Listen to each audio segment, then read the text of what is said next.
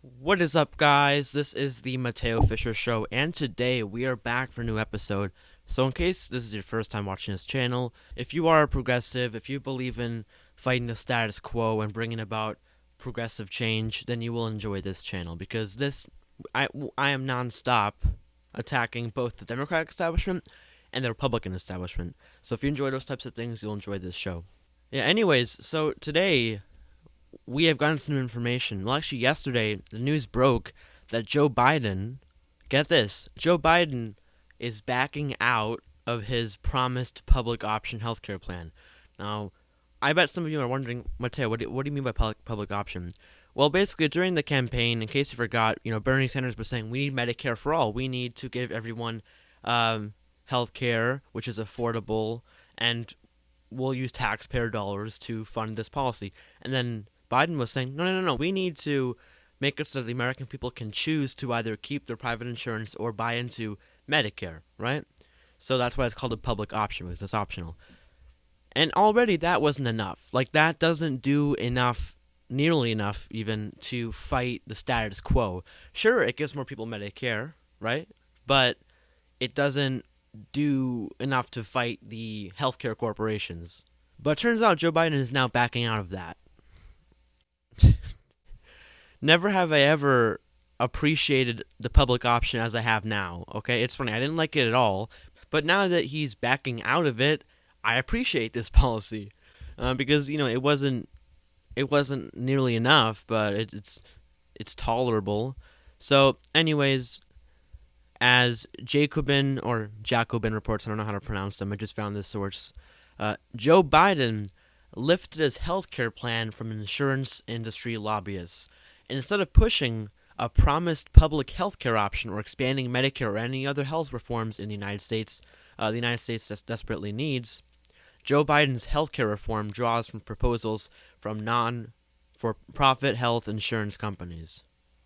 President-elect, so this must have been a few days ago, Joe Biden's new COVID-19 relief plan does not adopt existing Democratic legislation to expand government-sponsored medical coverage, nor does it propose a promised public health care option. Instead, it adopts proposals from healthcare insurance lobbyist groups' recent letter to lawmakers demanding lucrative new subsidies for insurance companies at a moment when those corporations have recorded record profits as millions lose coverage and many face claim denials. That's the key part. So during this pandemic, while the working people have suffered, the corporations have thrived.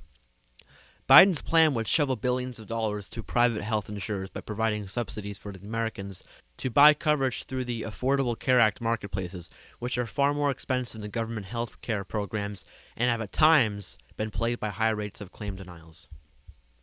So yeah, you have it there. Now, before I want to talk about this, God bless Jacobin, because they are an extremely progressive news source that is great at exposing corporate Democrats. So yeah, you have it there, right? And just a few days ago, I made a video titled "Joe Biden Flips on $2,000 Stimulus Checks." Now, I have where he was like $2,000 stimulus checks. Oh wait, no, never mind. Actually, 1,400 because Trump paid for 600.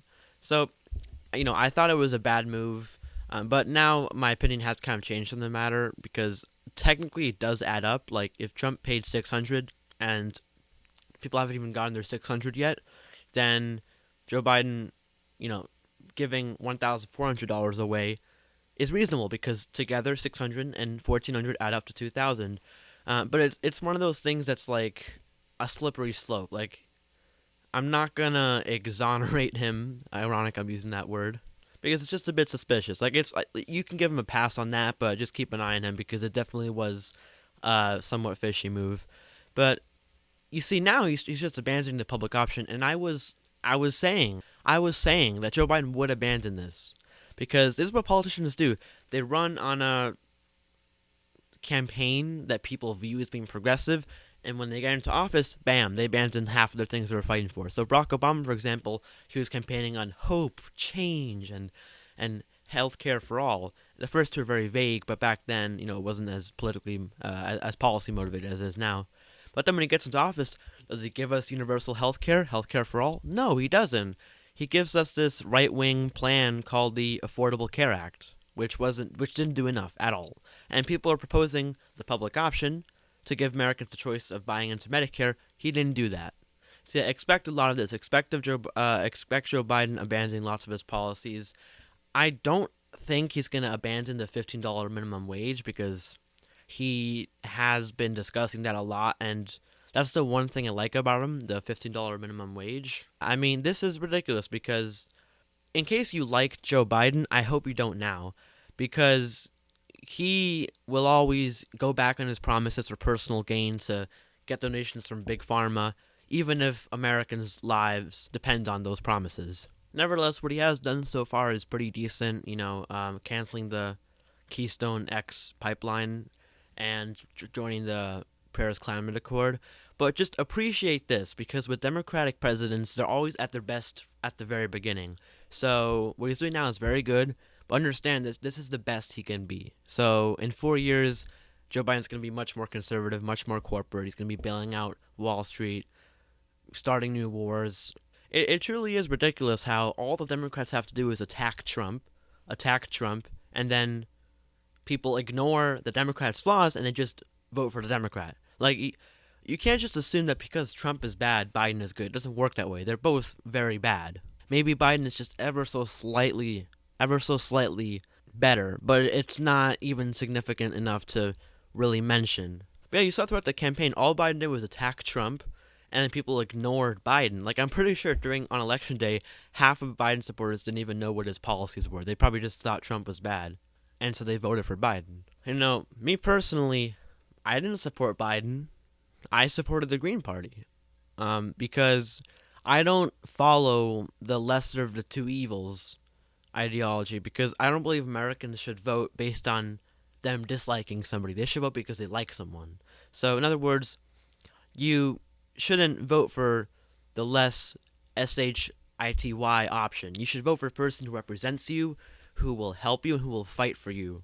And that's what I did. I supported the Green Party. I supported Howie Hawkins, and I do not regret it. I'm proud of doing that. Because instead of caving into the lesser of the two evils ideology, I actually decided to do what I believe was principled. And yes, I am only with 0.25% of Americans, literally, on doing that, on supporting the Green Party in the 2020 presidential election. I don't care. I don't regret doing it. But yeah, you vote for lesser of two evils, this is what you get. Now, everyone was saying, Mateo, look, Mateo. Mateo. Let's vote for Biden. Let's just vote for Biden. We don't like him, but let's vote for Biden. And then when he wins, let's push him left. Okay, so he's won. What's happening, guys? Are we pushing him left? I don't see anyone. All I see on Twitter and on Instagram are people praising Joe Biden and Kamala Harris. I mean, no, guys, it's not as simple as, okay, now that Trump is out, all of our issues are saved. No, income inequality, war crimes, and racism were a thing before Donald Trump, and they're a thing now. So how about we stop praising Joe Biden and we do what we promised we would do, which is to push him left now that he's president. Donald Trump being out of office is just the half of it. The other half is pushing Biden left to be more progressive. Well, can he be pushed to be a Medicare for all fuming Democrat? I don't know, but let's at least try. As I've said, activists don't stop being activists, alright? So, Trump is out, let's push Biden left, alright? I didn't support Joe Biden, but many people did, and most likely you did too. Now, I always doubted the whole, let's vote for Biden and push him left after he wins philosophy, because I didn't think people would actually push him left. Prove me wrong. Prove me wrong. I want you to prove me wrong and push him left. I want all of you to do that, alright? Whether that's going on Twitter, going on Instagram, going on Facebook, saying hashtag Medicare for all, hashtag push Biden left. Because if we don't, he's going to keep doing stuff like this. He's going to keep screwing over the American people and siding with the corporations. Alright? Movements aren't movements unless you force the higher-ups to do what you want. That's the entire point of a movement. You have to force the politicians to do what you want. Right? If we aren't forcing them to do what we want, then what's the purpose and even being progressive. What's the point in even having a movement? But hey, guys, wait and see. It seems good now. He seems good now, and I do have to give him credit. You know, what he's doing now is good. But in a year, he's going to be much more corporate than he is now. Because all he wants to do now is make a good first impression to make progressives shut up. And then he's going to become drastically more corporate, especially in his second term if he does even run, because he's 78. So I don't know if he would run for second term at 82. But anyways, guys, do not relax. I know that sounds terrible, but you have to keep fighting, okay? You have to, now that Trump is out of office, you have to push Biden left, and you have to force him to go left, because activists never stop being activists. See you all later, and bye.